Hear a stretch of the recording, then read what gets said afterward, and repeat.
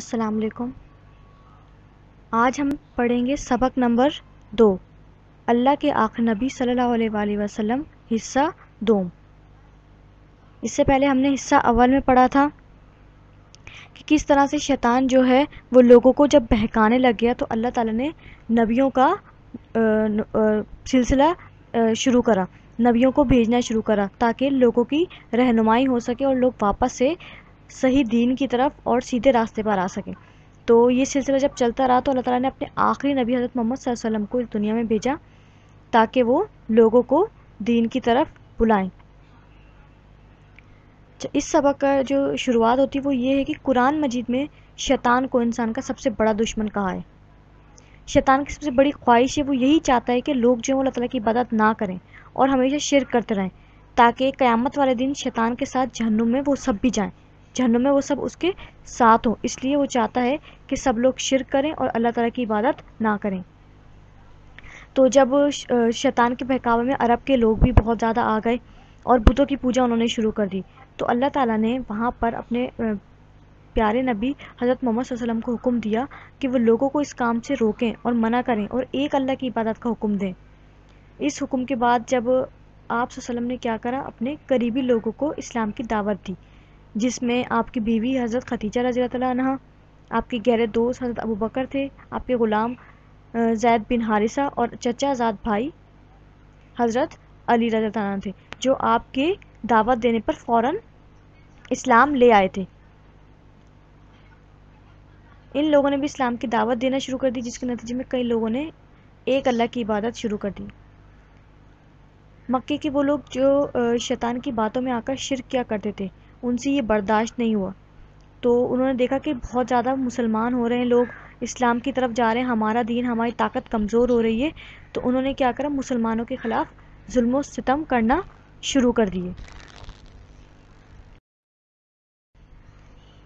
اور انہوں نے کیا کرا، جیسے ایک مشہور ہے کہ حضرت سیدنا بلال حبشی جو تھے، ان کے اوپر بہت زیادہ ظلم کیے۔ ان کا مالک ان کی گلے میں رسی باندھ کر انہیں گلیوں میں گھسیٹتا تھا، تپتی ریت پر لٹاتا تھا اور کوئلوں پر لٹا کر ان کے سینے پر بھاری پتھر رکھ دیتا تاکہ وہ کروٹ بھی نہ لے سکیں۔ اسی طرح اور دوسرے بھی جتنے بھی مسلمان لوگ ہوتے تھے ان سب کو تکالیف دی جانے لگی تاکہ وہ سب لوگ اسلام کو چھوڑ دیں۔ لیکن اللہ کے نبی کو طرح طرح سے بھی، اللہ کے نبی کو بھی اس طرح سے تنگ کیا گیا، کبھی راستے میں کنکر بچھا دیتے تھے اور کبھی آپ کے اوپر کچرا ڈال کے چلتے، لیکن آپ نے صبر کیا۔ جب مشرکین کا بہت زیادہ ظلم و ستم بڑھ گیا تو آپ نے جو مسلمانوں کو حکم دیا کہ وہ جو ایک علاقہ ہے حبشہ، اس کی طرف ہجرت کر جائیں، اس علاقے میں چلے جائیں، وہاں رہ کر مسلمان ظلم و ستم سے بچ جائیں گے۔ یوں مسلمان مردوں اور عورتوں کا ایک قافلہ، جس میں حبشہ کی طرف جو پہلا قافلہ گیا اس میں 12 مرد اور 4 عورتیں تھیں، جبکہ دوسرا قافلہ جو گیا اس میں 83 مرد اور 18 عورتیں شامل تھیں، ان کو حبشہ کی طرف بھیجا گیا۔ حبشہ کا جو بادشاہ تھا اس کا نام نجاشی تھا، جو کہ عیسائی تھا۔ پھر اس کے بعد مسلمانوں کا جب یہ قافلہ حبشہ چلا گیا، اللہ کے جو نبی ہیں انہوں نے دوسرے لوگوں کو اسلام کی دعوت جب تک دیتے رہے۔ اسی دوران آپ کے جو چچا تھے سیدنا حمزہ اور ایک طاقتور شخص حضرت عمر اسلام لے آئے۔ ان دونوں کے اسلام لانے سے مسلمانوں کو بہت زیادہ حوصلہ ملا، کیونکہ یہ دونوں بہت زیادہ بہادر تھے، لوگ چھپ چھپ کے عبادت کرتے تھے، لیکن ان کے اسلام لانے کے بعد کھلم کھلا عبادت کرنے لگے، یہاں تک کہ خانہ کعبہ میں جا کر عبادت کرنے لگے۔ اسی بنا پر سیدنا عمر تمام مسلمانوں کو لے کر خانہ کعبہ پہنچے اور کھلے عام اللہ کی عبادت شروع کر دی۔ اس بہادری کو دیکھ کر اللہ کے نبی نے ان کو فاروق کا لقب بھی دیا۔ اچھا، دوسری طرف مکے والوں نے دیکھا کہ ہم نے سارے ظلم و ستم مسلمانوں پر کر لیے، لیکن یہ لوگ تو اسلام چھوڑنے کو تیار نہیں، اسلام سے دور ہی نہیں ہو رہے، تو انہوں نے کیا کرا، اب انہوں نے مسلمانوں کے خلاف بالکل قطع تعلق ہی کر لی، لین دین، رشتہ داری، سب کچھ ختم کر دیا اور ان کو بے آسرا اور بے مددگار چھوڑ دیا، بے یار و مددگار چھوڑ دیا۔ یوں یہ تمام لوگ جو ہیں مسلمان جو تھے وہ 3 سال تک ایک گھاٹی میں محصور رہے، جس کا نام شیخ ابی طالب ہے۔ 3 سال تک یہ لوگ وہاں رہے، جہاں نہ کھانے کا بندوبست تھا، مسلمان بھوک کے مارے درختوں کے پتے اور چمڑا کھانے پر مجبور ہو گئے تھے۔ بچوں کی رونے کی آوازیں وادی سے، گھاٹی سے باہر تک سنائی دیتی تھی۔ تو مکے کے کچھ جو صحیح تھوڑے سے نیک لوگ تھے، ان لوگوں نے یہ محاصرہ جو تھا یہ ختم کروایا اور مسلمانوں کو اس طرح 3 سال بعد آزادی نصیب ہوئی۔ ابھی یہ معاملہ ختم ہی ہوا تھا کہ اس کے کچھ ہی دنوں بعد کیا ہوا، آپ وسلم کے چچا ابو طالب اور بیوی سیدہ خدیجہ رضی اللہ عنہا فوت ہو گئیں۔ اس واقعے سے آپ بہت زیادہ غمگین ہو گئے اور بہت دکھ ہوا آپ کو، لیکن آپ نے دین کی دعوت دینا کم نہیں کی، بلکہ مکے کے ارد گرد کے علاقوں میں بھی اسلام کی دعوت کے لیے تشریف لے گئے۔ جب آپ مکے کے علاوہ دوسرے علاقوں میں گئے، سب سے پہلے آپ طائف کی طرف گئے، طائف والوں کو اسلام کی دعوت دی۔ تو جب آپ نے طائف والوں کو اسلام کی دعوت دی تو انہوں نے آپ کی دعوت کو قبول نہیں کرا، نہ صرف قبول نہیں کرا بلکہ آپ پر ظلم بھی کیا، یہاں تک کہ آپ پر پتھر برسائے، اور اتنے زیادہ برسائے کہ جس سے آپ صلی اللہ علیہ وسلم کے جوتے بھی خون سے بھر گئے، اتنا زیادہ تشدد کیا گیا، اتنا زیادہ ظلم کیا گیا۔ اس پتھراؤ سے بچنے کے لیے آپ جو ہے وہ ایک باغ کے اندر چھپ گئے اور وہاں پر پناہ لی۔ وہاں پر اللہ تعالیٰ نے ایک فرشتہ بھیجا اور کہا کہ اگر آپ اجازت دیں تو طائف والوں کو کیا کریں، ہم برباد کر دیں، ان کی وادی کو تباہ برباد کر دیں۔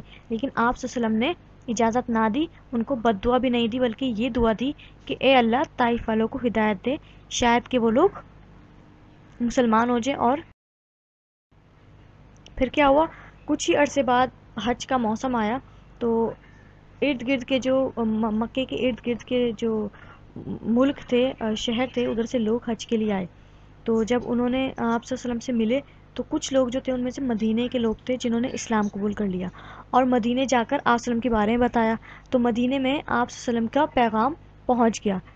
اسی طرح جب اگلا سال وقت گزرتا گیا اور اگلا سال موسم حج کا آیا تو مدینے سے کچھ خاص لوگ آئے آپ صلی اللہ علیہ وسلم سے ملنے کے لیے، اور نہ صرف انہوں نے اسلام قبول کیا بلکہ انہوں نے دعوت دی کہ آپ مدینے آئیں اور مدینے میں آ کر اسلام کی دعوت کو عام کریں۔